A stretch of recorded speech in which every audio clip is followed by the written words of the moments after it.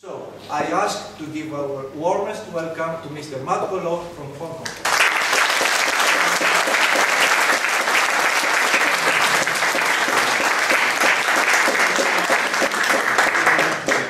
Thank you. My age is 65.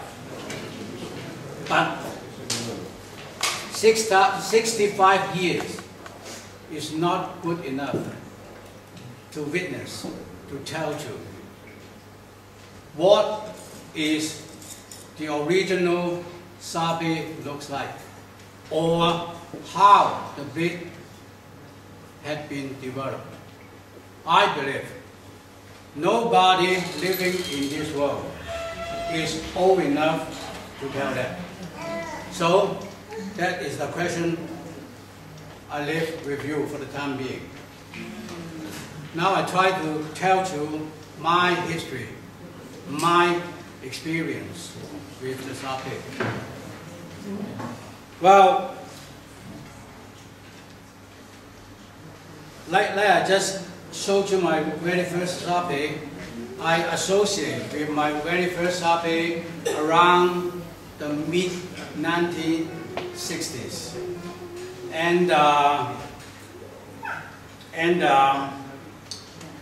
Well, besides my very first dog, I just found, oh, there's such a breed called sabe. And this breed got some good characters. They are so good with the family. And so I found myself, I suddenly interested and fell in love with this breed. That is how I started. But at the same time, I found all the sabes at that time, in that age.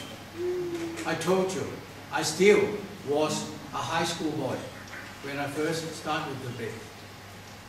At that time, if not all, most of the sabe, they belong to dog fighters, and they fight the dogs. Sabe was not kept in pedigree, no stud book, no nothing. The worst part of it is people try to create a breed fighter. They don't really mind the sabe, how it looks like, or whether they are pure breed. They just want to have a breed fighter to fight and win.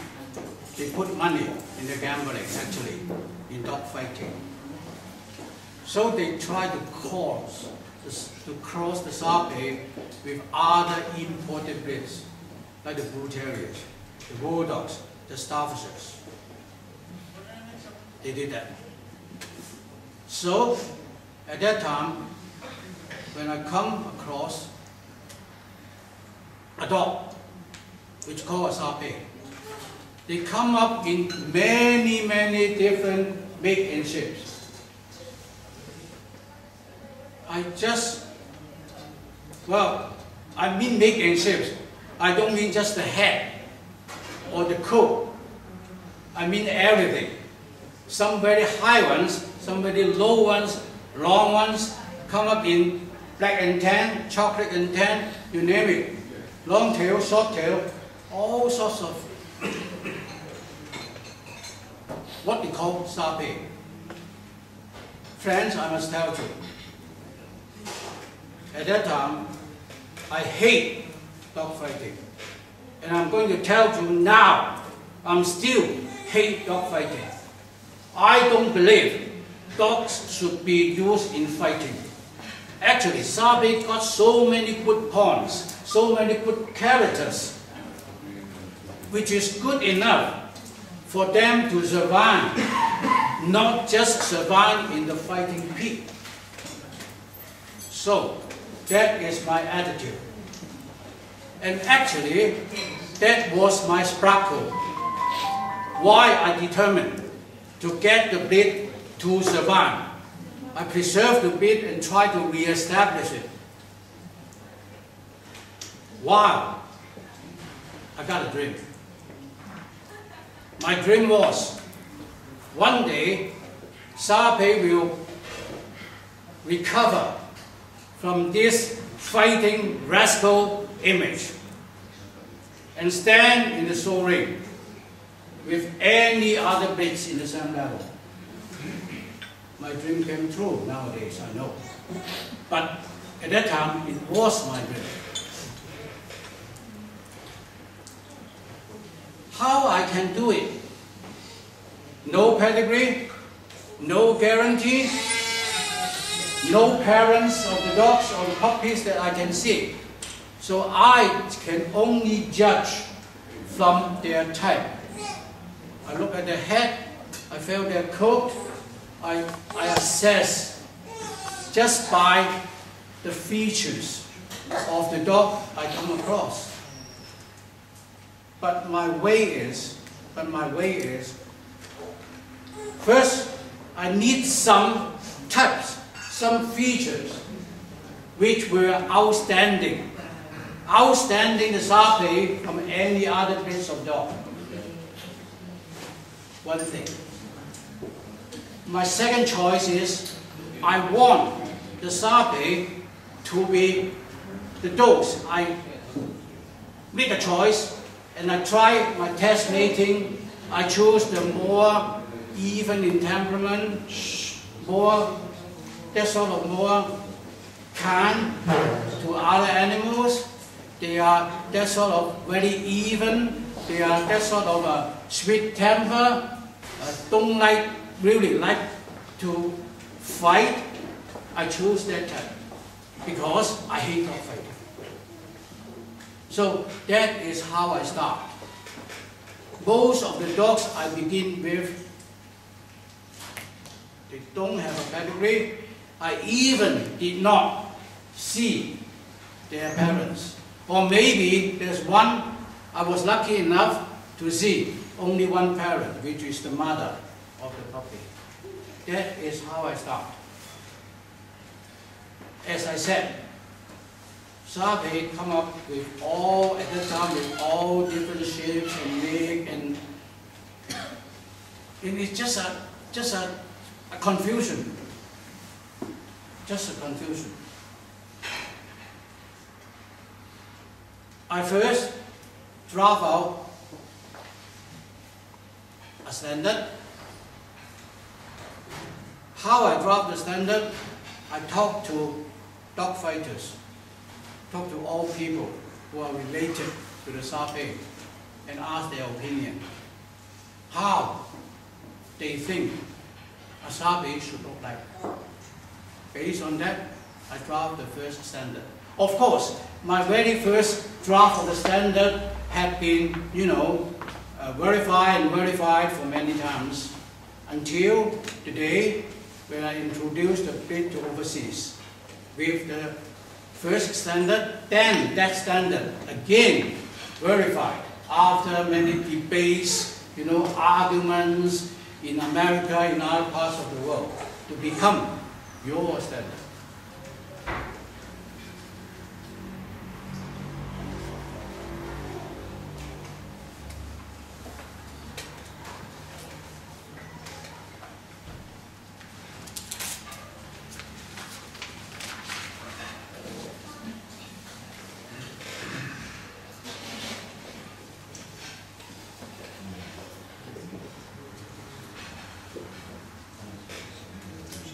Okay, so when I start this topic of traditional, I leave you with a question.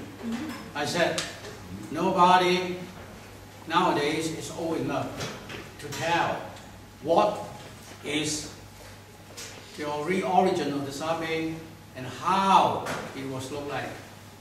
I put up this question. Well, I think the word traditional, if you apply this word traditional into a breed of dogs, I think it could have two meanings. One is They said the features, the types, muscle, eyes, ear, body, neck, everything, color. This type of features of purebred dogs, they refer traditional to these features. Second, traditional applied to a breed is what is the original purpose and characters of the breed, as the word traditional. I think it is referred to the Sarpe background was a fighting dog. Among the groups of people who talk about, who follow the Sarpe to be traditional, basically the ones I know that I talk to, they are in two groups. One is the dog fighters. I don't mean they are still fighting their dogs now, but they believe the Sarpe was a fighting dog and he should have the character as a dog fighter. And that character should maintain in the breed nowadays. To that, sorry, I cannot agree. Because I told you, I hate dog fighting. With that, there are another group of people who talk about, who follow the traditional. They are a group of people who really care about the health of the breed. You guys must admit, Sarpe got a lot of health problems. Entropion, allergy with the skin, to name several. You know boar nowadays. Sarpe, well, maybe the muscle is so much padded that can affect breathing or other physical defects. You must admit, Sarpes nowadays have all these problems. It seems that the traditional type can get away with all these defects. But is it right? To me, I think, yes, Sarpes should not have defects, physical defects of many kinds and types. But you are not going to sacrifice the features and types to health. Health is a thing we must improve in our breed. But it should be done by selective breeding, by the road you set, the road you want to go. What I'm trying to say is, in the breeding, take Entropion as an example, okay? You guys, you don't just tap the eye of the puppy and get rid of that Entropion, and that is good for that dog. In your breeding program, you must select the partners of breeding. If you keep on only doing a physical collection of a dog, you can never get away with that defect.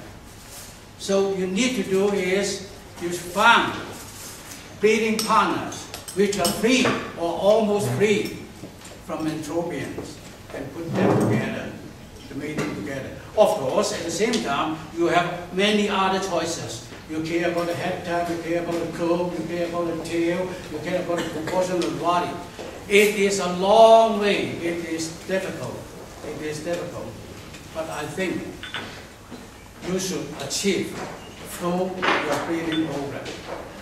And about the breeding program, I also would like to tell you,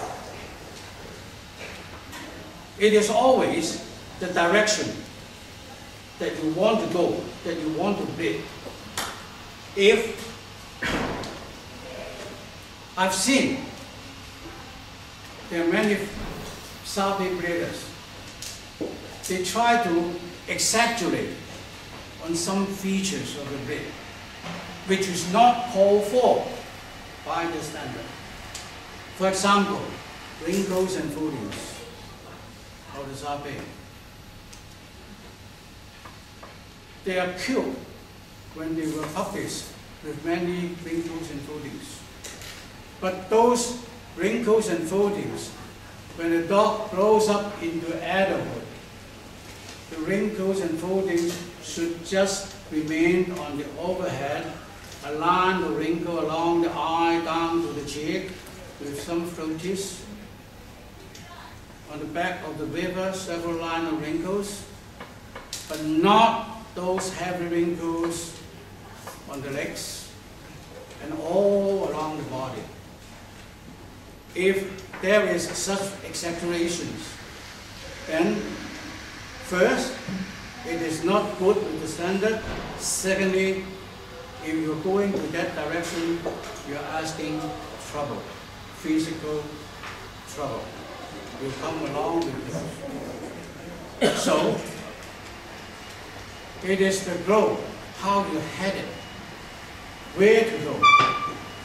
Let me tell you, I create a name. Actually, it's not really a name. Consider, I call it middle of the road term.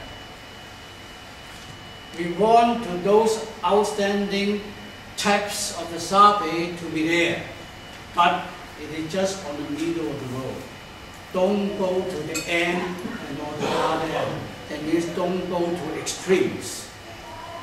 So think about it, middle of the road. For that, my understanding with the traditional,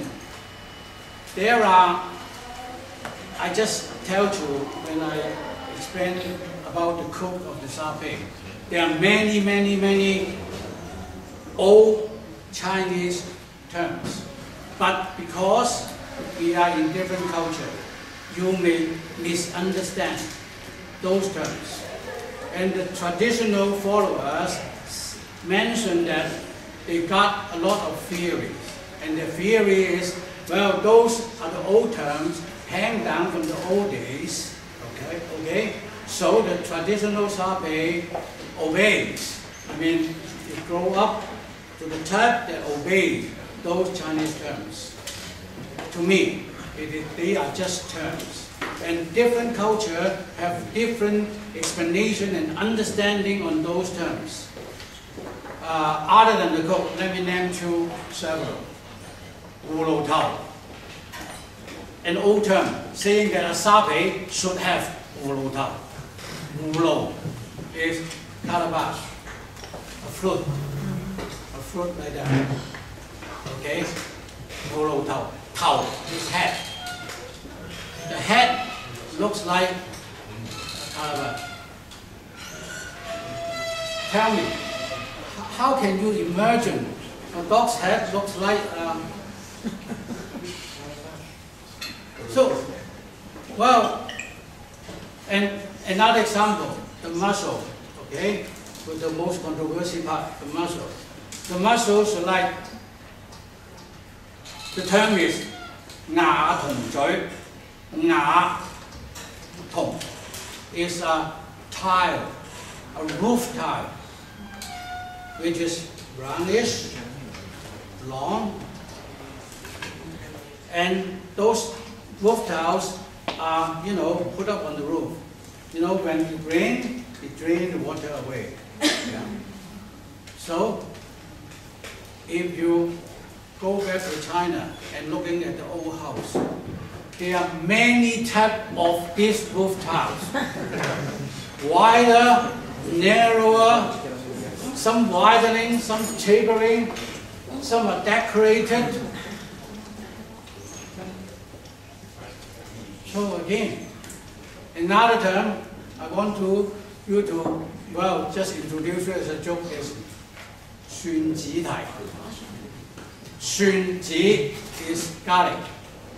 I mean, not your garlic sauce. I mean the real garlic. The real garlic is roundish with, talking about the feet of the sabe need to be, like a garlic. What they try to say is the sabe's feet should not spread out like that. Should be, go more tight. Sort of, in Child's world, they call it cat feet. Yeah? There are many of these type of old Chinese terms. But let me tell you, they are not theories. They are not theories. They can have many meanings, especially we belong to different cultures. So, my advice is, now, your country, you accept a standard. I understand, you accept the FCI standard. So, if that is your choice, you should follow in your grading program, in your showing the standard of your choice. Because a good standard should always tell you exactly in words and try to explain to you what is the type, what is the feature, and what part of the body that your dog should look like, instead of giving you a lot of terms that for you to digest and for you to understand. Now you may come to have a question to me. You said, okay, so if there's a dog show, there's a traditional type coming up into your ring, as a judge, what you are going to do? My answer is very simple. I will judge that dog according to all the merit as described in the standard. If it is a good coat, yes, that is, I give merit to the coat feature. If I think the muscle is really that type of long tapering, that is not typical, based on the standard. So I fault the muscle. As simple as that. If really that dog come up with many features which are really good and obey the standard, probably he will be a winner of that class. So, do something, breed, show according to your standard. I think that is something you want to do, you need to do now. So, I'm really looking forward to judge your show tomorrow. Thank you very much.